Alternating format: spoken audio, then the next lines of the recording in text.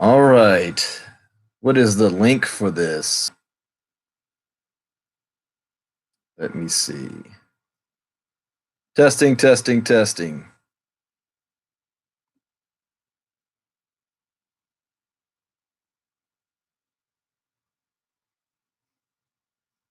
I got to get my music going on it though, right?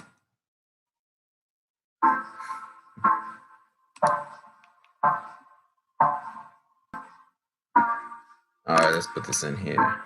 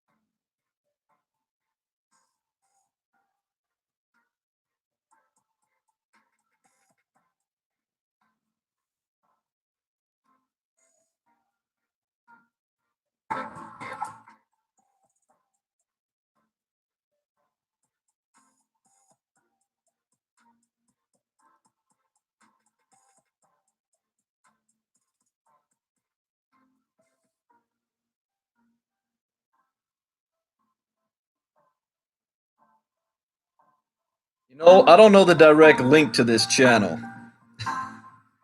Well, for the live itself.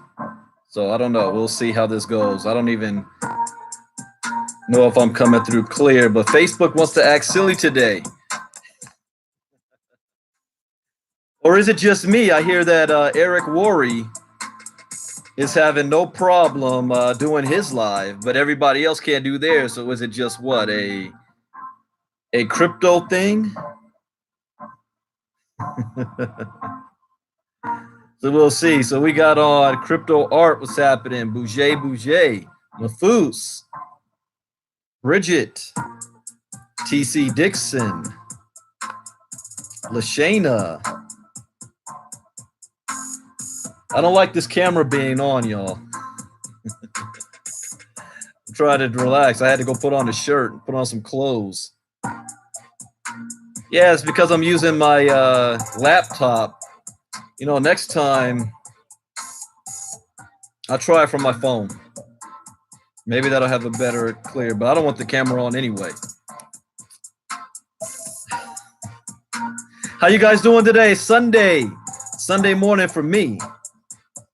Sunday afternoon for those of you on the East Coast. We got to get our crypto kick in. As a disclaimer, I'm not a licensed financial advisor to be dispensing financial advice. I read the news, give my opinion, share suggestions, and it is up to you to make an informed, intelligent decision on which direction you want to move into. There's 4 rules I live by in the crypto space. Rule number 1, education is key. Education is everything. Rule number 2, never invest money you cannot afford to lose. Number 3, always get your return on investment back as fast as possible. And number 4, where do you see yourself in 3 months, 6 months, a year from now? What are you willing to do to make it happen? Make a decision, stay focused, and do not get distracted. There's so many things out there that can distract you. You have limited resources.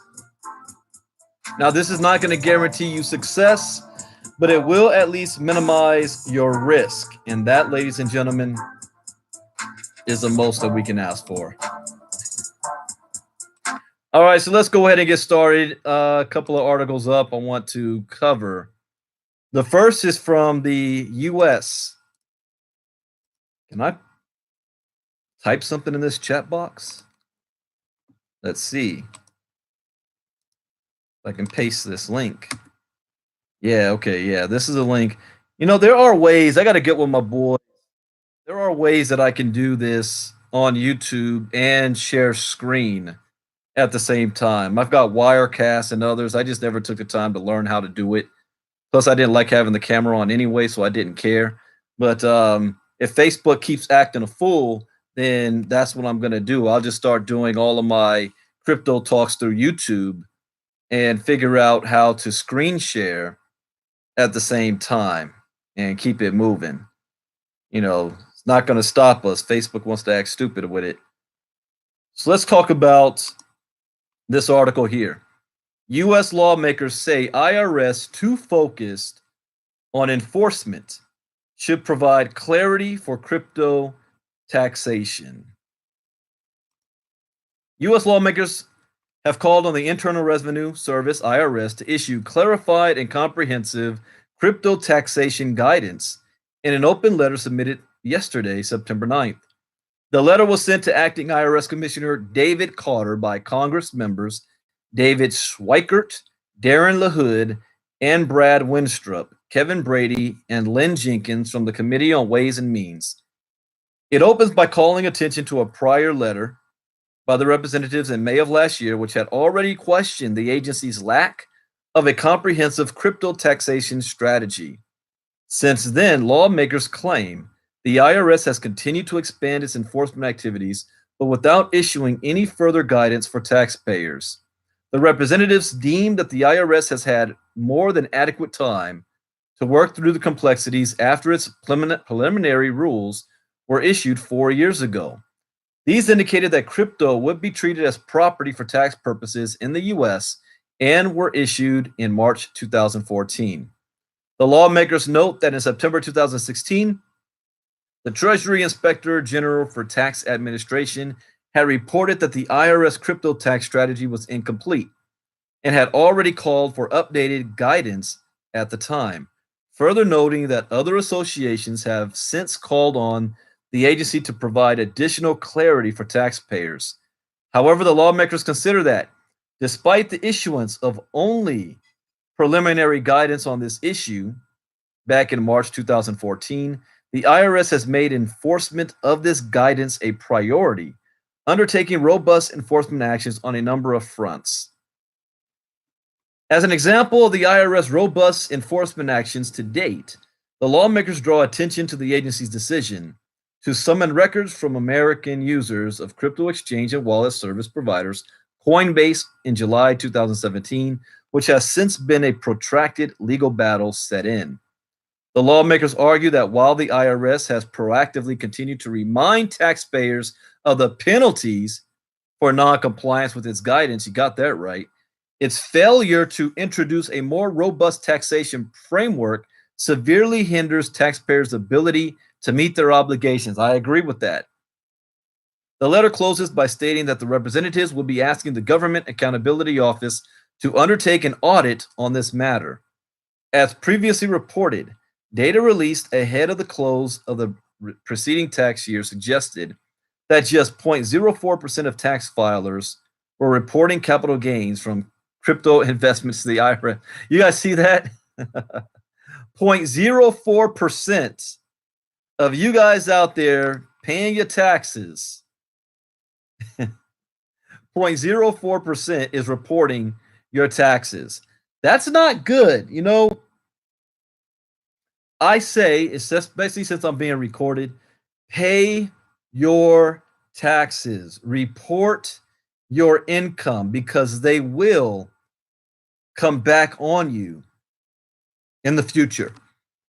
It may not be next year. It may not be 2 years from now, but they can go 3 to 5 years back on you. And only 0.04% is reporting it. They're going to be active looking for everybody.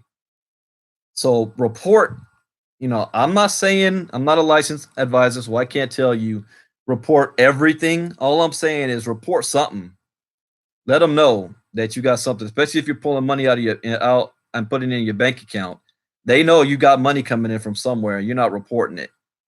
Even Uphold is acting crazy now. Uphold sent me, I have multiple wallets.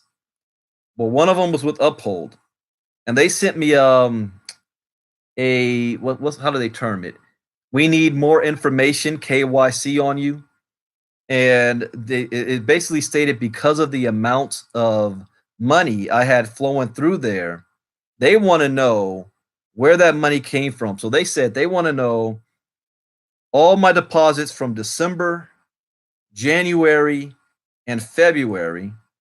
They tracked one of my wallets from March to July, but they want to know, where is the money coming from? Who is my employer? That's what questions they were asking me. I said, you know what? Y'all can go jump with that. I just won't use you. What is that one? Bouget says, Bread wallet is decentralized. That's correct. I haven't put money in my Bread wallet yet, but I got Bread. Now, Bread, are you able to pull money from Bread into your bank account? I haven't looked that one up yet. Well, you guys are seeing me. I'm not used to having this camera on because I be multitasking while I'm doing crypto talks. And we got a major deal going on right now with a buyer for Bitcoin that I'm looking at. Anyways, what if I do this? I can record a screen share of me doing my crypto talk and then upload it. But if I do that, it's not a live. So you guys prefer that or me going live? I gotta talk to my agent Bouget. Let me know what might be the best way to do this, or I'll get a some kind of encoder that allows me to share screen while I'm live on YouTube, and I don't have to show the camera on. You know. Lashana says prefer live, not video. If it's video, the quality's better because right now it looks all hazy and whatnot. But if I do record it beforehand, there's no live interaction with you guys either. All right. Mafuz, not digging YouTube crypto talks. I'll play around with this and see what's the best fit. Bouget says it as well. Live is better. Live with the camera or screen share. Or there's software. I've got Camtasia and Wirecast. I think I can do it with both, with the camera on and the screen on at the same time, or even with my phone. I don't know, but I'm not digging this camera on thing. All right, let's go on to the next article here. Let's see, what do I want to do? Australia or yeah, let me do Australia first because Australia's been in the news a lot lately.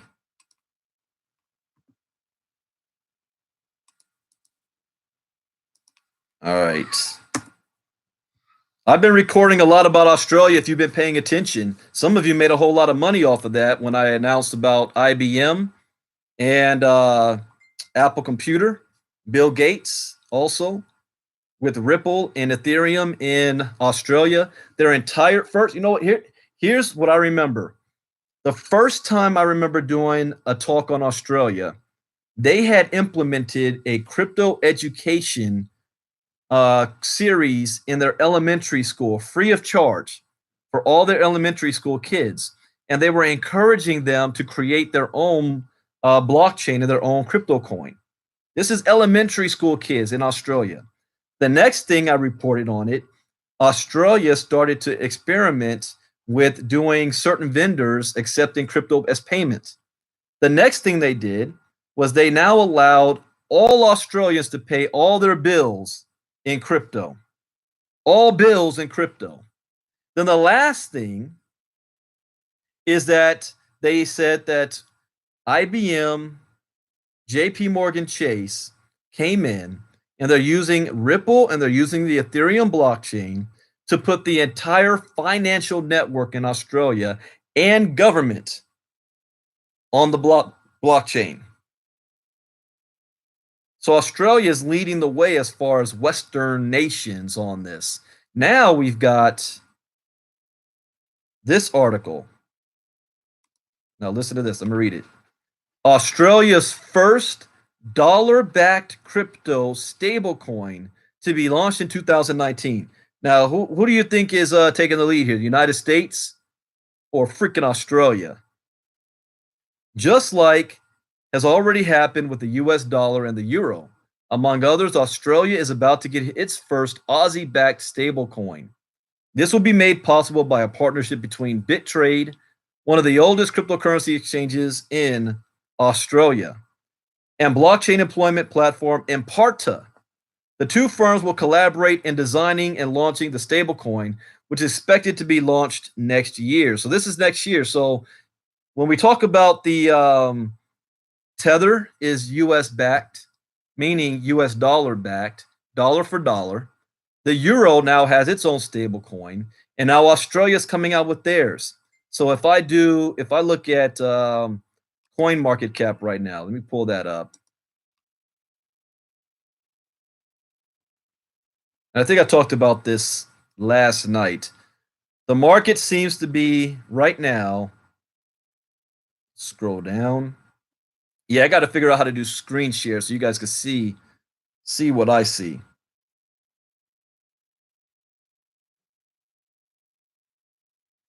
How'd you get that link, Bouger? YouTube's not giving me the link from my own freaking stream.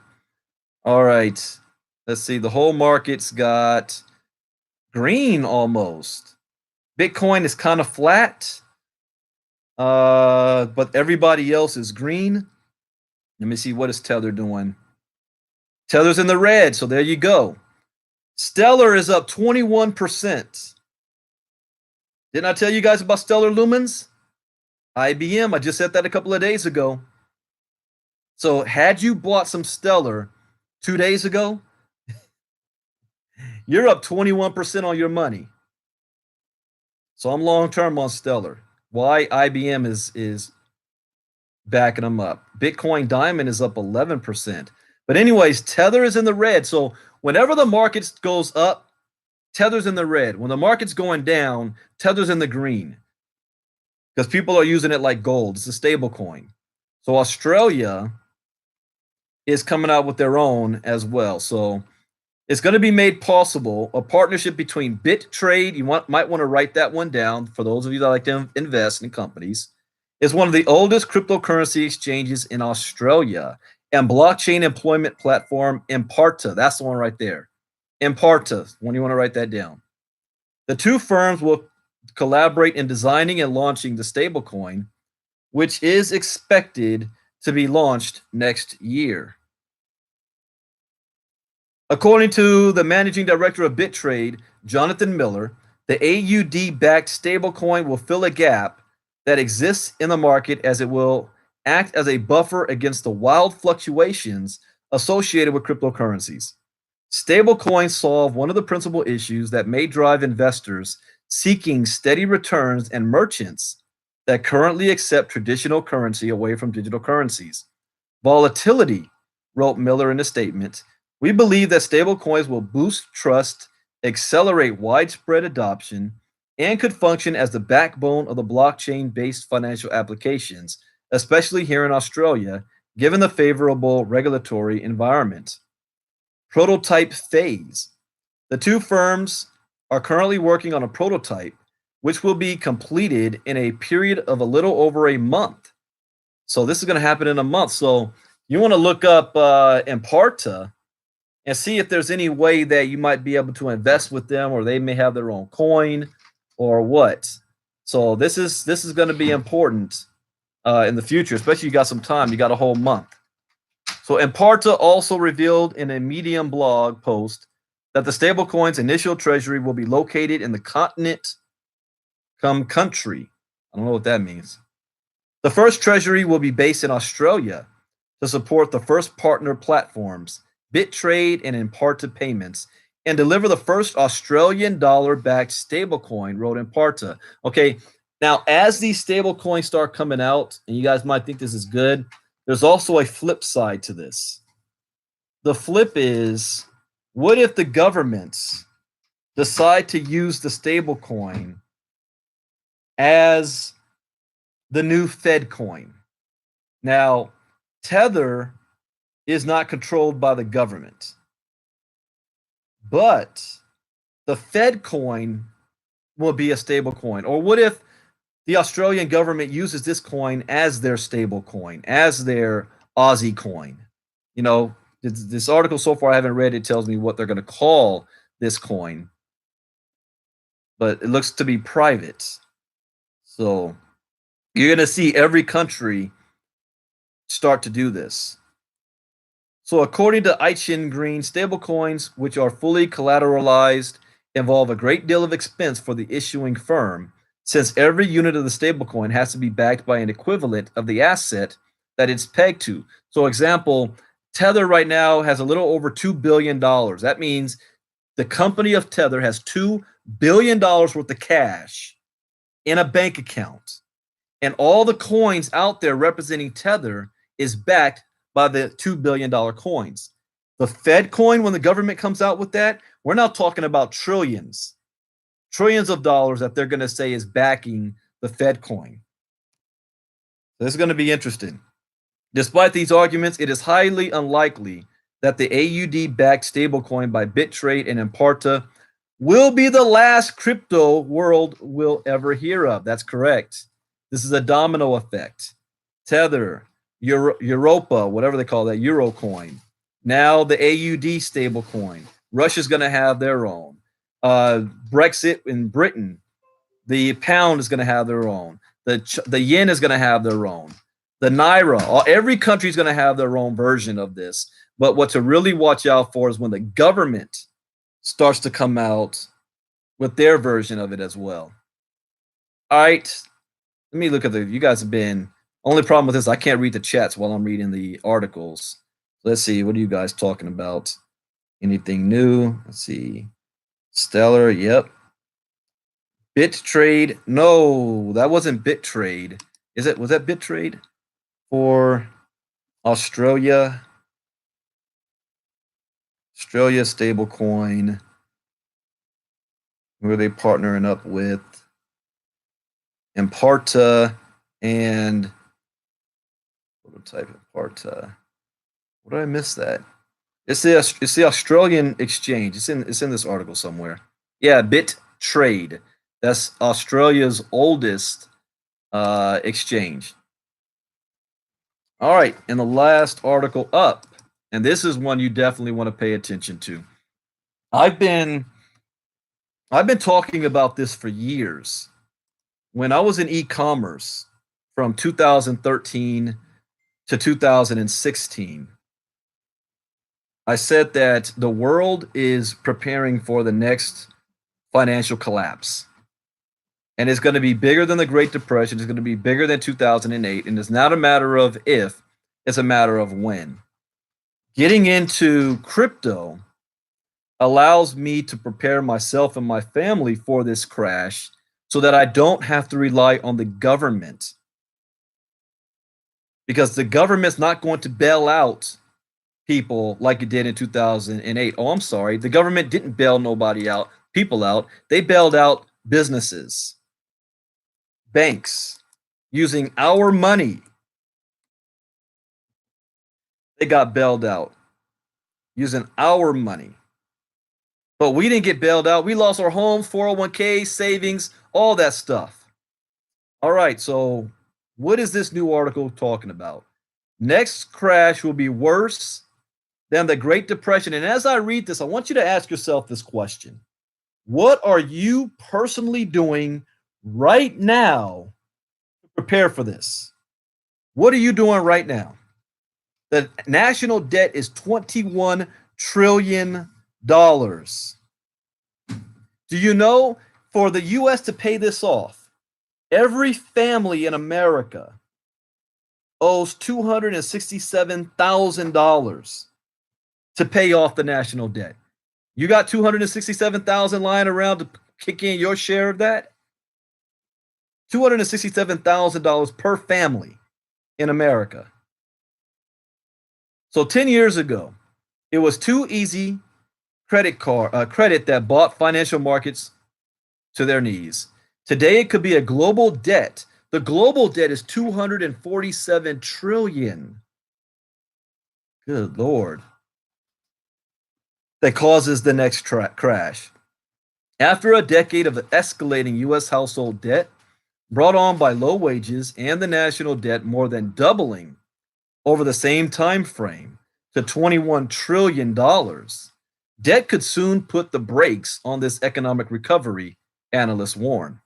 We think the major economies are on the cusp of this turning into the worst recession we have seen in 10 years, said Murray Gunn, head of global research at Elliott Wave International. And in a note, he added, should the U.S. economy start to shrink, and our analysis suggests that it will, the high nominal levels of debt will instantly become a very big issue. The economic stats, okay, here's some stats here, pay attention. U.S. household debt of 13.3 trillion now exceeds the 2008 peak. That's due in part to mortgage lending, which is hovering near its decade-ago level of 9 trillion plus. Student loans outstanding have skyrocketed from 611 billion in 2008 to around 1.5 trillion dollars today. And what good are those degrees doing us today? You graduate from college, you're going to get a job where your boss has a GED or a high school degree. You know, you've got more degrees than the people you're working for. Where you now need a diploma just to get an $11 an hour job. Right? I mean, is it really worth it to go into debt to get a college degree that you're not even going to be able to make enough money to live on, let alone pay off that debt? Here's another one. Auto loans at nearly 1.25 trillion. I believe in, paying for your car with cash. Pay it with crypto. Got my Bitcoin mobile. 1.25 trillion have exceeded the 2008 total, while credit card balances are just as high now as before the Great Recession.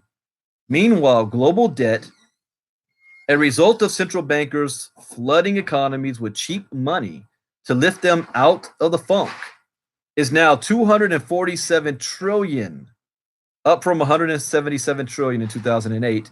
That is close to 2.5 times the size of the global economy. We won't be able to call it a recession. It's going to be worse than the Great Depression, said economic commentator Peter Schiff, forecasting a major economic downturn as early as the tail end of the Trump presidency's first term.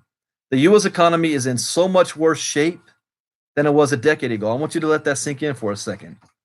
The U.S. economy is in so much worse shape than it was a decade ago in 2008.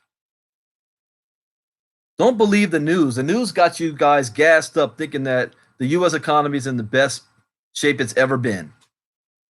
Unemployment is at record lows. That's called fattening up the calf. Getting ready for the slaughter, the quiet before the storm. Economic theorists say insurmountable debt is the big kahuna. The huge sums today certainly fed the boom times, but since it must eventually be repaid, the tipping point will come when a wave of defaults by overwhelmed borrowers, potentially squeezed by rising interest rates, leads to a widespread reduction in spending and incomes, economists explain. Although Schiff has gotten some calls wrong in the past, he incorrectly predicted the U.S. Federal Reserve would fail in its roundabout quantitative easing campaign to reflate. How are they going to do that? Reflate housing and stocks in the wake of the financial crisis. He is convinced he is right on the money this time. I think we are going to have a dollar crisis. Hey, how many of y'all still saying cash is king right now? Going to have a dollar crisis. Oh, I lost my place. Hold up. You think the Turkish lira looks bad right now? Turkish lira looks bad right now. Wait till you see when the dollar is imploding and we have a sovereign debt crisis in the U.S., he told the Post. The U.S. government is going to be given a choice between defaulting on the debt or else massive runaway inflation. So you're looking down on Venezuela right now, Zimbabwe, Turkey. What do you think is going to happen here? It hasn't happened. It hasn't happened in your lifetime, but it has happened before. The 20s. I did in college. I got to find that paper. I did a whole thesis on the economic crash, the Great Depression in the 20s. And if you go back and study what life in America was like for that, what life was like for the majority of the population, and what life was like for the minorities, it really wasn't that much different. Only I will say the minorities failed well because they didn't have much to begin with anyway, and they are used to struggle. But if you're not used to struggle, you're not used to being broke, you're not used to going to the store and there's absolutely nothing on the counter. If you're not used to any of that, how are you going to survive? All right, let me finish here. Let me finish. I'll go off on a tangent. It says, earlier this year, Goldman Sachs said the fiscal outlook for the U.S. was not good and could threaten the nation's economic security during the next election. Economic security. Schiff dismisses the latest batch of positive indicators, including the lowest, hey, I just said this, the lowest unemployment rate in a generation, soaring business confidence spurred by President Trump's tax cuts, and the Dow hitting record highs. Obviously, there is a whole lot of optimism, but there is a very good chance the U.S. economy is in recession within the next 2 years. So remember that other article I read the other day that said by 2020? We're in a very short period of time to get our acts together. And I'm not talking about the government. I'm talking about personally, financially.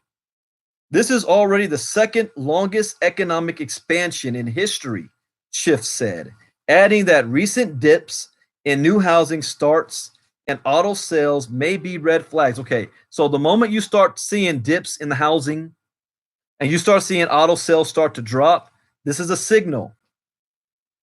What should you do? How can I say this now? I'm not an economic financial advisor, but I would suggest you start taking your money out. Having your money in savings is not the way to go. Have your money in places where it's going to work for you. I'm even leery of real estate. Crypto. Gunn sees a brutal deflationary spiral ahead in the next downturn. People will look to central banks to help them out, but the authorities will be found wanting, Gunn warned. Our prediction is that central banks will go from being feted for saving the world in 2008 to being vilified for being impotent in the coming deflationary crash. The coming deflationary crash. What are you guys doing right now? How are you preparing for this coming crash? This is what crypto is all about. What saved people in Venezuela is they started Bitcoin mining, and the Bitcoin that they were earning was worth, they were freaking wealthy compared to their not the petrol, their local currency they had down there. I forgot the name of it. But every single one of you guys this week, this right now has the opportunity, at least a year, maybe 6 months to a year, to stack up as much wealth as you can in cryptos.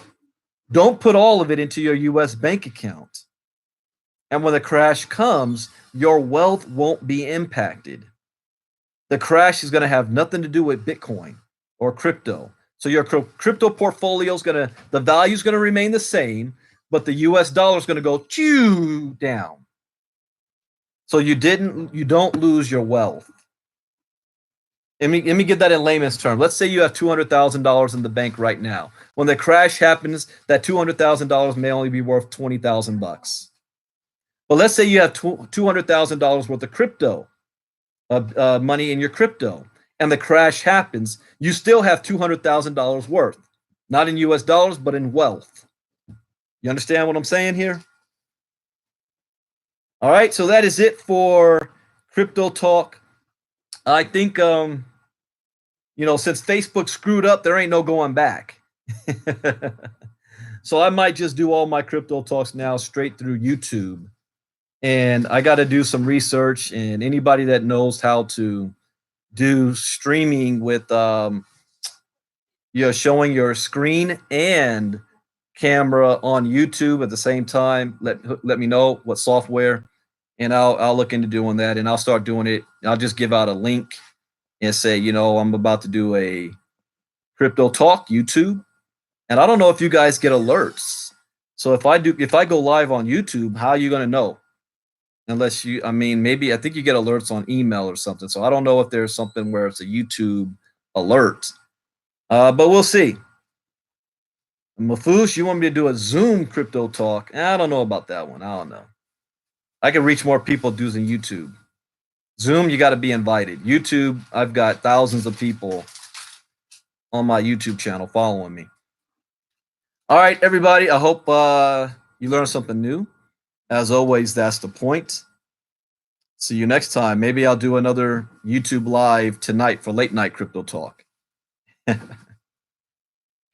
right, guys. Oh yeah, and make sure you, if you subscribe to my channel, you can. I guess you can select it to get alerts. So make sure you select it so you get alerts, so you know when I go live on YouTube.